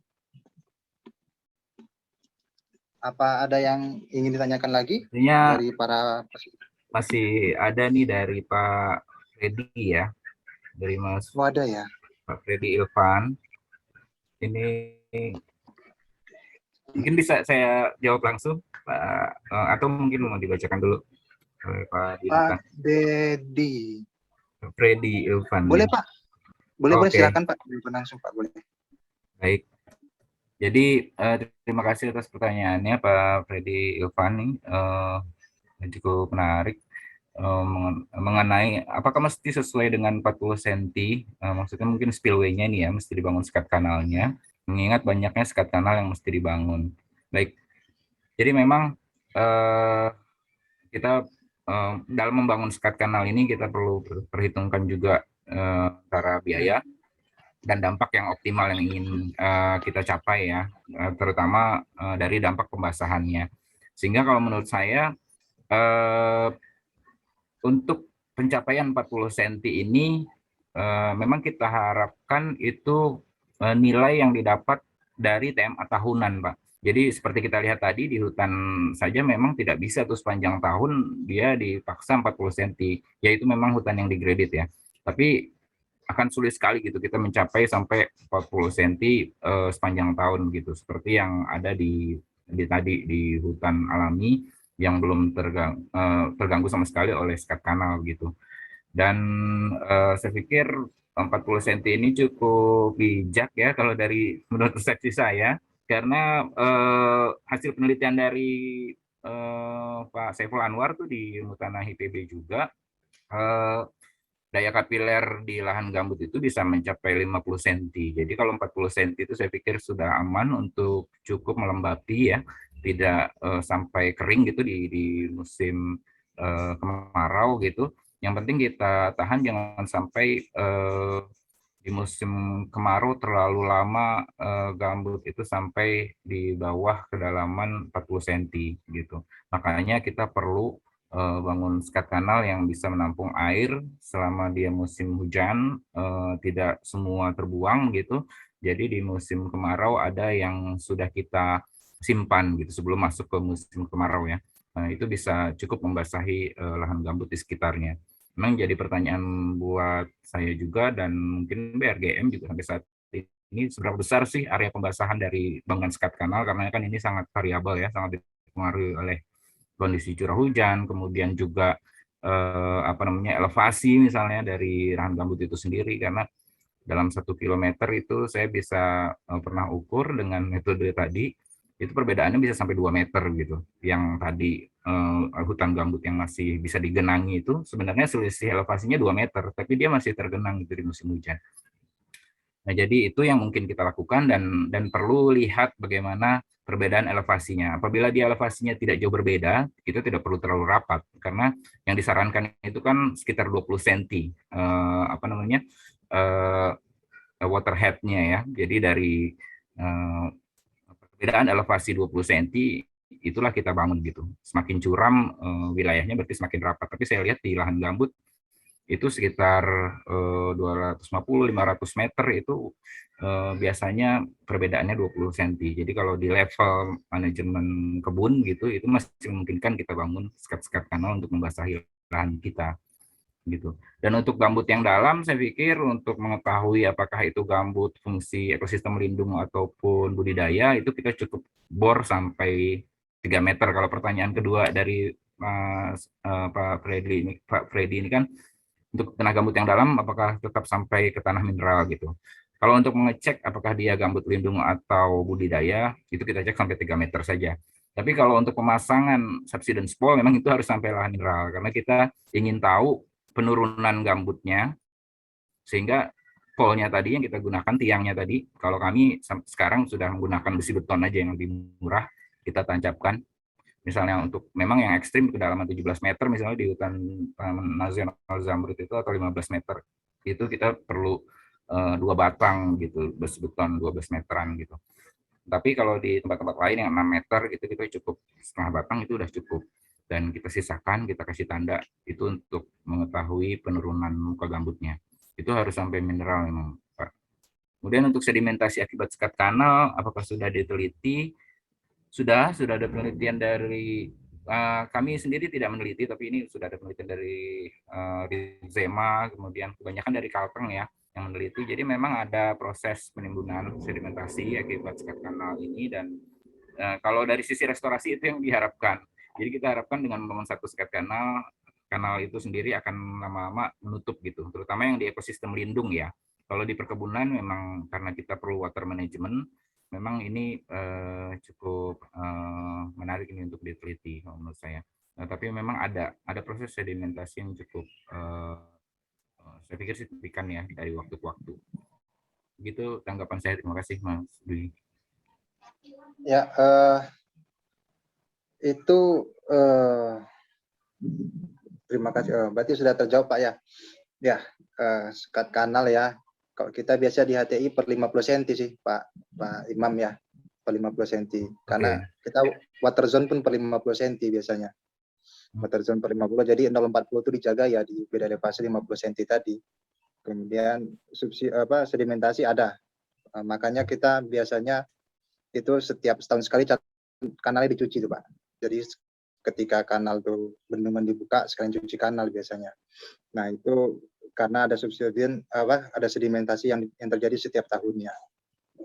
Makanya ada budget maintenance kanal kok di HTI biasanya. Ya. Kemudian berarti sudah di chat sudah terjawab semua ya. Ada pertanyaan lagi mungkin dari para partisipan? Saya kira cukup Pak, ternyata waktunya juga sudah lewat. Iya, udah habis Pak ya. Baik Pak, saya balikan ke Pak Husnul Pak ya. Terima kasih Pak. Ya, saya kira menarik ya bahas ini ya. Mungkin masih banyak pertanyaan dari Bapak-bapak dan Ibu sekalian, mungkin simpan dan mungkin nanti bisa ditanyakan langsung nih ke pembicara ya. Karena memang topik ini sangat menarik ya. Terima kasih Pak Dwinata yang memimpin acara ini, Pak Imam, Bu Lisma, dan Pak Haris tentunya ya dari Windrock. Ya saya kira memang kalau sudah banyak pengalaman di lapang ini banyak yang bisa diceritakan ya, banyak yang bisa di-share begitu ya. Ya, pengalaman ini. Tapi saya lihat tadi ada pertanyaan dari Pak Freddy Ilpan ya. Pak Freddy dari mana ya Pak Freddy? Kalau boleh tahu Pak, saya lihat di database-nya belum ada. Lihat, kayaknya juga pengalaman juga di Gambut. Masih mute Pak. Saya dari Universitas Jambi, Pak. Oh, dari Jambi. Ya. Jambi, Pak. Jadi okay. Menarik sekali tentang Gambut ini, tapi masih di Jambi ini masih belum diteliti lebih mendalam gitu, Pak. Mungkin kesempatan lah kita bertemu dengan para ahli. Terima kasih, Pak. Baik, terima kasih Pak Freddy. Pak Freddy isi itu ya Pak Freddy, saya lihat belum ada database-nya ya. Oke, siap Pak. Oke, baik, terima kasih Pak Freddy. Baik, berikutnya sebelum kita akhiri, seperti biasa, mungkin ini ada Prof. Waluyo, Prof. Budi, ya. Prof. Berti tadi izin duluan. Mungkin ada yang mau disampaikan sebelum kita, atau mungkin dari Pak Haris, dari Windrock ada yang mau tambahkan lagi Pak Haris? Cukup. Jadi saya nggak ada Pak Kusnul, sudah, ini kan sudah disampaikan semua dari Mas Imam. Oke, terima kasih Pak Haris. Itu kita silakan Prof. Waluyo atau Prof. Budi, monggo.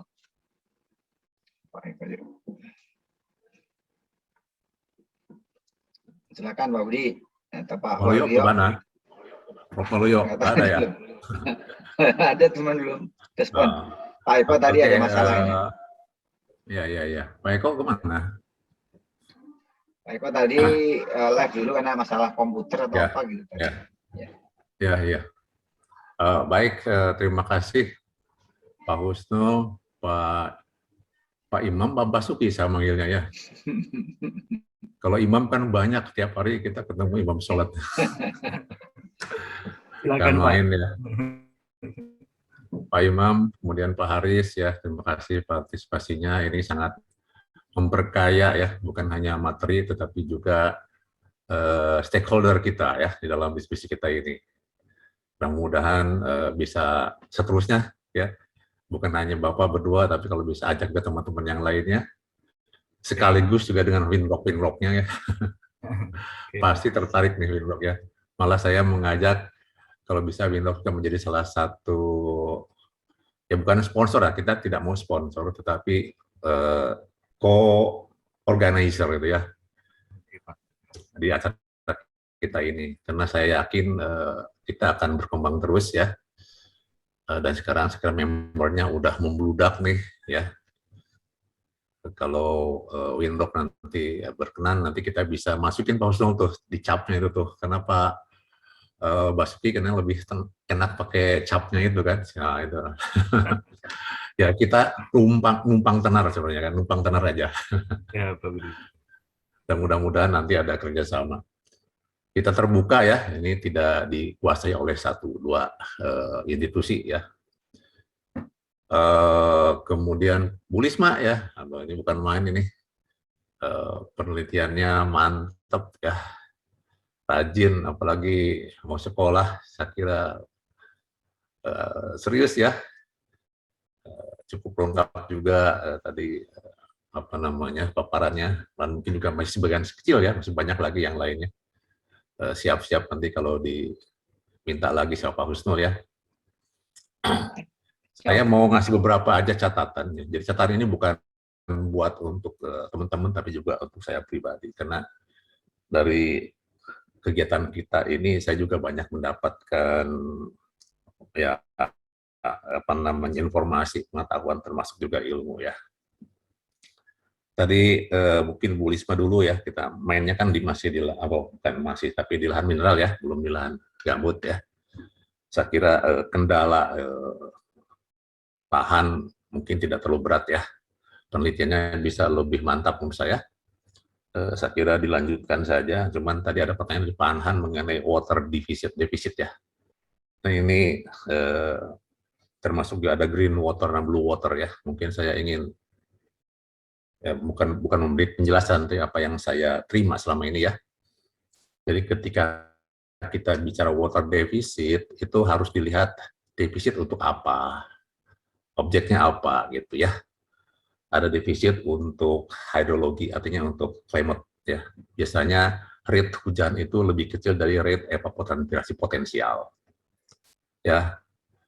Itu water deficit. Di rainwater itu ketersediaannya pada satu saat itu lebih kecil jumlahnya dibanding evapotranspirasi, kan defisit ya. Artinya air kita di udara ini itu minim ya, mungkin juga kering ya kelembabannya. Itu defisit climate ya. Ada yang kedua defisit air tanah, soil water deficit. Itu yang tadi disebutkan, kalau itu di luar dari jumlah air tersedia ya, atau di bawah apa namanya permanent melting point ya, karena tanah menjadi kering dan tanaman apapun juga tidak bisa tumbuh ya. Itu water deficit, soil water deficit. Ada lagi soil deficit karena tanaman tidak bisa menyerap air. Itu biasanya ketersediaan air di dalam tanah itu tidak bisa mengkompensasi kebutuhan crop evapotranspiration, ya kan? Jadi air artinya demand ya, water demand untuk tanaman itu. Nah, saya kira itu perlu di-clearkan ya, jangan sampai nanti kita menjawab defisit untuk apanya ya. Water deficit climate ya, untuk climate tidak selalu harus merugikan tanaman ya, karena mungkin di dalam tanah masih ada air. Ya, demikian juga yang lainnya ya. Jadi kita harus lebih spesifik lagi untuk menentukan apa sih water deficit. Jadi kalau water deficit soil water ya kita ukurlah dengan moisture sensor ya, atau multi potential sensor ya, kita bisa ukur. Kalau untuk crop evapotranspiration kan gampang lah, ETP dikalikan dengan KC ya, KC mungkin berubah dengan waktu juga. Saya kira itu. Kemudian tadi ada istilah blue and green water. Nah ini itu kan subjektif ya, jadi memang sangat apa namanya, itu biasa orang-orang ekonomi itu, bukan orang atau orang environment, bukan orang apa namanya engineer ataupun juga ya soil science ya, seperti kita ini ya. Tapi itu memang menjadi mudah diucapkan oleh ya orang di luar. Tapi kalau kita saya kira harus lebih spesifik ya, apa sih yang namanya green water itu. Sebenarnya sederhana kalau menurut saya ya, tidak dilihat dari mana asalnya. Karena air itu kan recycle. Kalau bilang air hujan juga kan mengalir ke sungai. Jadi lagi air hujan kan ke tanah kan. Karena asal ilmu asal itu kita nggak tahu dari mana asalnya. Jadi kalau kita bicara green water dari asalnya, kita bisa salah sasaran atau salah apa namanya menunjukkan ya. Kalau dari segi saintifik itu gampang sebenarnya, free water sama atau atmospheric apa ya, water ya, dan subatmospheric. Ya, free water itu yang seperti di danau gitu kan ya, sungai kan, air tanah kalau kita gali kan ada genangan air ya, itu free water. Itu bisa disebut dengan atmospheric pressure ya, under atmospheric pressure gitu. Tapi kalau yang green water itu biasanya ada di pori-pori seperti kapiler ya kan, ada di tubuh tanaman, dalam jaringan tisu biasanya ya. Itu biasa subatmosferik. Nah, itu yang biasa kita pakai di dalam terminologi ya saintifik. Makanya ketika kita bilang blue water, ya memang pressure-nya itu yang nol ya. Tapi kalau kita bilang green water, ya kita harus kasih data matik potensial. Tuh, saya kira sebaiknya nanti ke sana terlebih tidak usah disebut asalnya, karena bisa jadi dari matrik potensial itu ketika kita gali terjadi genangan air kan ya, itu menjadi free water ya, menjadi green water blue water lagi. Saya kira itu penting buat kita ya, tapi kalau secara subjektif ya nggak apa-apa lah ya. Saya kira itu catatan untuk Lisma ya. Kemudian untuk gambut, memang saya sampaikan tadi ini tidak akan selesai nih soal gambut ini Pak Basuki ya, Pak Haris, ini Pak Dianta juga mungkin sekolah jadi gambut lagi ya. Nah, cuman sayangnya kita itu ya, gambut tuh terbesar di kita, tapi kita belajar sama orang asing atau diajari sama orang asing. Nah, itu yang jadi masalah besar kita itu. Ya, dan kita mengambil penelitian dari orang asing juga gitu loh. Nah, itu masalah besar. Karena saya kira Pak Basuki tahu lah, nggak mungkin orang itu bisa dapat data gambut, menjadi gambut kalau tidak sehari-hari di situ Pak Basuki ya.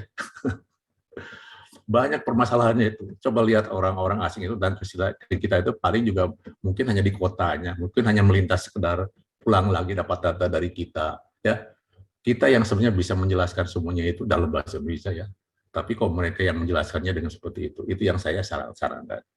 Sampai sekarang juga terjadi kecenderungan seperti itu masih berlaku ya. Padahal di kita sebenarnya orang banyak peneliti gambut itu banyak, ada HGI juga ada banyak. Ya tetapi juga sama mereka juga ya paling 1 bulan, nggak mungkin lah 1 bulan di lapangan ya. Yang ukur juga di lapangan mungkin bukan peneliti kan, hanya tukang-tukang aja kan. 3 bulan datang. Peneliti nggak mungkin lah gitu. Kok bisa dapat data itu dan dia klaim spek datanya dia, kan nggak bisa begitu sebenarnya. Nah itulah kejadiannya. Makanya saya kalau baca penelitian lahan gambut itu saya hanya lihat tuh siapa penelitinya. Itu ya Pak ya. Bagaimana keberadaannya di lapang. Ya kita kan di sini di lab aja, ini ada Bu Hilda, Bu Riani ya, itu setiap jam itu mengamati, walaupun ada alat ukur ya, karena ada hujan Pak. Ya, pengukuran water table tuh bagus tuh kalau hujan datang, di situ juga mengukur gitu. Jangan hujan minggu kemarin kita baru datang hari ini, gitu. Sebut hujan hari itu, termasuk juga kemarau. Nah, banyak sekali ketidakakurasian. Ya memang bisa diantisipasi dengan menggunakan alat ya, tapi alat juga sangat rentan. Nggak mungkin alat itu bisa setahun itu dapat data, jarang, pasti rusak ya dengan kondisi seperti itu. Nah, oleh itu kita juga bisa mentolerir ya ketelitian dari penelitian lahan gambut. Saya kira, tapi kita harus terus lakukan ya. Nah memang masalah besar ini Pak Basuki ya, ketika penelitian di satu titik atau kita ngambil data di satu titik atau beberapa titik. Ini masalah besar dari penelitian gambut itu diinterpolasi ke satu luasan 1 hektar, malah ribuan hektar, gitu ya kan? Nah itu yang paling berat. Padahal kita tahu persis di situ ada spatial variability, di situ ada temporal variability, ya kan? Di situ ada jenis tanah yang berbeda, topografi yang berbeda. Tapi ketika itu diekstrapolasi sedemikian rupa, akhirnya tadinya teliti banget di level mikro, ya di bawah ke atas, itu jadi banyak errornya, dan itu tidak diukur errornya itu, ya langsung aja terima ya. Nah itu yang saya lihat terjadi di kita. Tapi memang remote sensing penting di situ peranan ya, tapi itu kan harus dikalibrasi. Nah menurut saya masalah yang dihadapi kita di lahan gambut itu seperti itu. Kemarin juga ada ngukur kedalaman gambut aja nih yang statis ya Pak ya, yang relatif tidak berubah. Tapi sekarang nggak selesai, mau dilombakan internasional kan 1 juta ya, miliar US dollar kan, dilombakan itu aja banyak. Cuman kedalaman gambut lagi, apalagi CO2, pakai water table, itu gimana lagi yang betul-betul temporal, berubah setiap saat. Nah, kalau kedalaman gambut aja belum kita ketahui, kita nggak bisa mengukur yang lainnya sebenarnya secara tepat ya. Nah, pertanyaan kita itu, ya topografi sulit, Bapak ya, topografi sulit gimana tuh ya di lapangan, pakai meteran apa, selang air ya. Selang air, bayangin itu kalau, iya kan, itu kan di kebun ya, masyarakat coba di HTI, wah, atau di hutan gabut, nggak mungkin. Ya, jadi topografi aja sulit, kedalaman sulit, gimana kita mengukur water table yang memerlukan datum untuk pengukurannya itu, di mana kita menggunakan datum. Datumnya selalu dari permukaan gambut. Padahal permukaan gambut itu tadi kan subsidensi.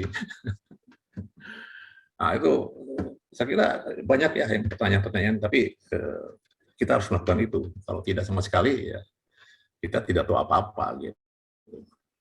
Makanya Pak Dwianta, saya harapkan tuh yang ada di lokasi itu ya lebih sering lah itu meneliti. Tapi hati-hati ketika kita mengekstrapolasi ke satu kawasan. Itu aja, karena semakin Bapak memperluas, orang lain tahu, itu kelihatan kualitas dari peneliti itu gitu.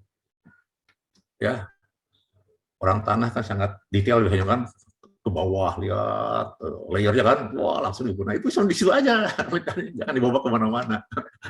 Tapi kan orang lain pengennya bagaimana kawasan, ya, nah itu ya membentur mana-mana itu. Saya kira itu mungkin. Cuma kemarin ya, mungkin ada yang melihat smart agriculture, apa namanya, climate ya, smart climate agriculture kemarin dari ICID ya. Ini juga penting. Jadi ternyata petani di India itu nggak mau menanam apapun juga dianjurkan oleh pemerintah kalau infrastrukturnya belum terbangun dan belum yakin ya bahwa air tanaman itu mendapatkan air yang dibutuhkan, ICID itu. Walaupun itu di lahannya sendiri, ya kebun, buah-buahan dalam itu nggak mau kalau belum jelas mana infrastrukturnya yang bisa menjamin bahwa tanaman itu tidak akan kelebihan air dan kekurangan air. Udah sampai sebegitu loh. Ya, kayak pertanyaan nih buat di sawit tadi kan, Hanhan katakan ya, nah nanam aja di lahan kering kan, nggak tahu kalau defisit air tadi ya, gimana caranya? Nah bingung kan. Nah, saya kira kita sebagai apa namanya ya peneliti harus bisa menentukan ya berapa kebutuhan air. Kadang-kadang kan untuk kejadian yang ekstrim ya, katakanlah musim kemarau kejadian berapa tahun ya, hujan jadi berapa tahun ya, sehingga kebutuhan air itu bukan hanya untuk 1 tahun 2 tahun, tapi untuk mengantisipasi climate change sekarang itu ya, apalagi perubahan ekstrim. Jadi keandalan kita itu dilihat dari perencanaannya. Nah, penelitian Bu Risma penting itu memang untuk mendapatkan kebutuhan air ya, tanaman, untuk sawit. Kalau sawah segala macam udah banyak lah ya, dan itu dibantu oleh pemerintah untuk infrastrukturnya. Tapi kalau untuk yang seperti perkebunan ini ya company ya harus berusaha sendiri gitu ya. Mungkin tidak berat itu, karena kita tidak ngitung aja. Mungkin dari siklus hujan, kemarau ya, itu sebenarnya cukup airnya itu. Tidak perlu ngambil air, membendung air dari sungai di mana-mana, tinggal bagaimana kita ya menampung tempat-tempat tertentu kan, ya sehingga pada saat kemarau itu ada air. Gitu. Saya kira di kita, saya lihat kecuali tadi ada drainase sehingga air itu berkurang ya, Pak, water levelnya cenderung ya. Sebenarnya kelebihan air kita di tropical countries itu kelebihan air, kecuali di lahan kering ya, di NTB di mana-mana itu ya. Secara apa namanya siklus hidrologis kita kelebihan air. Intinya water management itu.